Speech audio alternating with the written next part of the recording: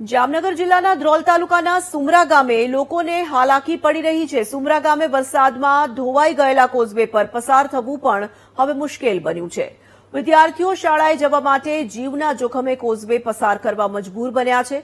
ભારે વરસાદની સ્થિતિમાં શાળાએ જતા વિદ્યાર્થીઓ પર જીવનું જોખમ મંડાયું છે। તાત્કાલિક કોઝવેનું સમારકામ કરવા માટે સ્થાનિકો માંગ કરી રહ્યા છે।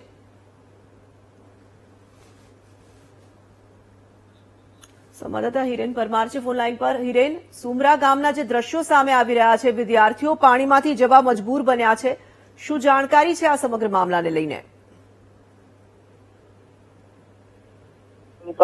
સુમરા ગામે જે આવવા જવા માટેનો જે કોઝવે છે તે ઘણા લાંબા સમયથી ધોવાઈ ગયેલ છે, જેને લઈને જે હાલ પશુપાલકો છે તેમજ જે નાના નાના બાળકો છે તેને પણ સ્કૂલે જવા માટે જે ગોઠણસમા પાણી છે તેમાંથી પસાર થવું પડે છે। ત્યારે કોઈ ઘટના બને તો જવાબદાર કોણ, તેવા પણ અનેક સવાલ ઉઠ્યા છે। જે નાના નાના બાળકો છે તે વહેતા પ્રવાહ સવારે તેમજ જ્યારે સાંજે સ્કૂલેથી પસાર થાય ત્યારે આ જ કોઝવે પરથી પસાર થવું પડે છે।